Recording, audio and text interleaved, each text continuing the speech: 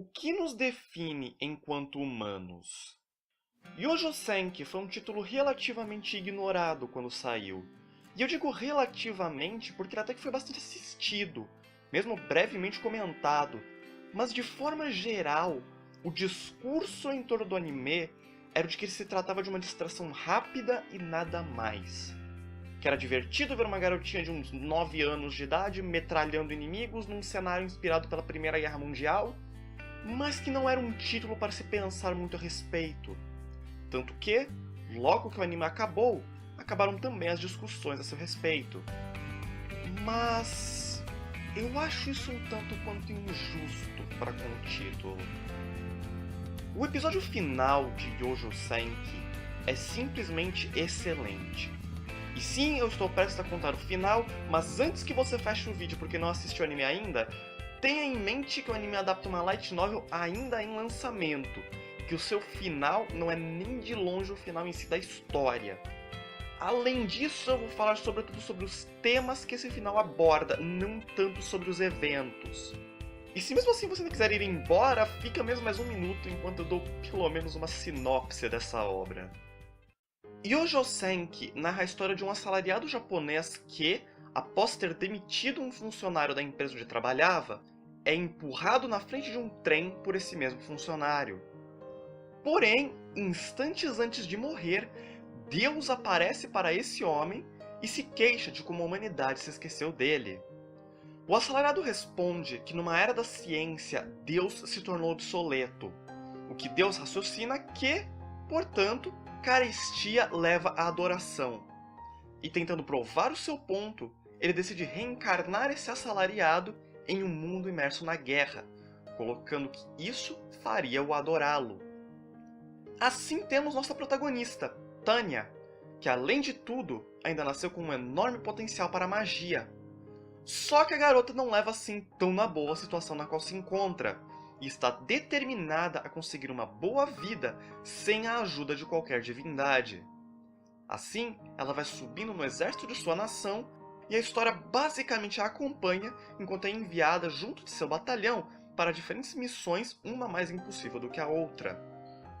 No episódio final, e agora é uma boa hora para ir embora se não quiser spoilers da obra, Tanya profere 3 discursos em 3 momentos distintos, com o fio que os amarra sendo justamente a resposta que o anime tenta dar à pergunta que eu fiz no começo.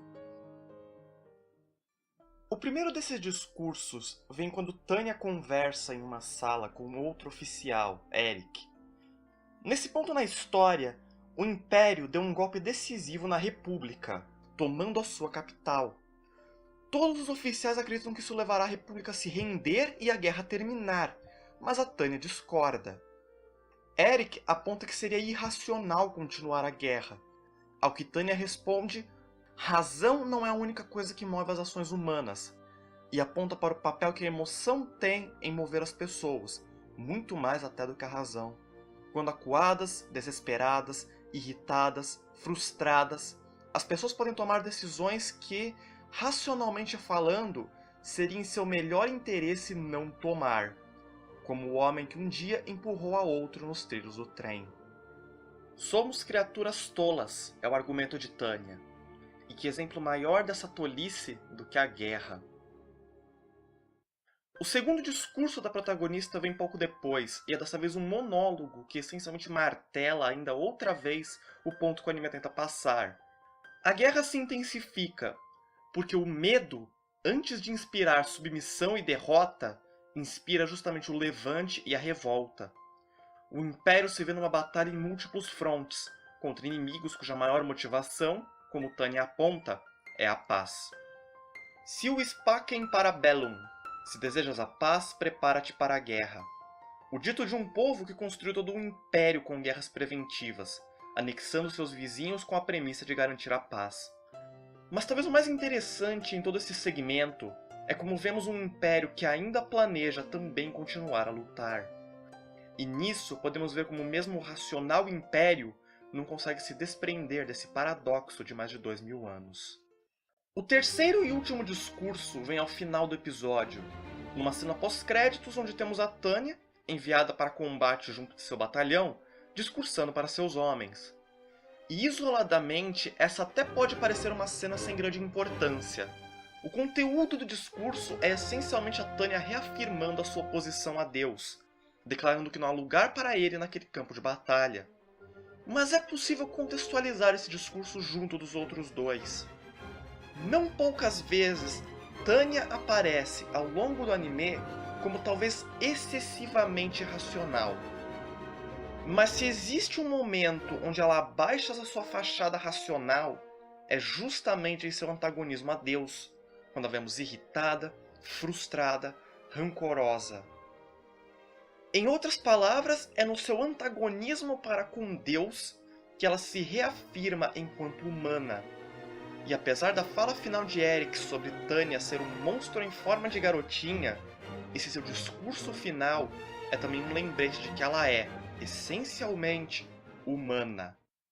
Claro, você pode argumentar que essa é uma visão um tanto quanto pessimista da humanidade, e é mesmo.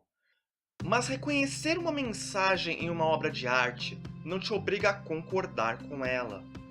Yojo Senki é uma história sobre a tolice humana e sobre como as nossas emoções negativas não raras vezes obscurecem o nosso discernimento, nos levando a situações de violência. O que fazer com essa mensagem vai de cada um. Meu objetivo primário era apenas apontar que ela existe. Como eu disse no começo do vídeo, Yojo Senki foi relativamente ignorado quando saiu. Mas agora, mais de um ano depois, eu posso dizer que esse é um anime sobre o qual eu vira e mexe e ainda acabo pensando a respeito. Pode não ter sido sensacional, nem o melhor de sua temporada, mas eu acho que ainda é uma obra sobre a qual ainda vale a pena se lembrar.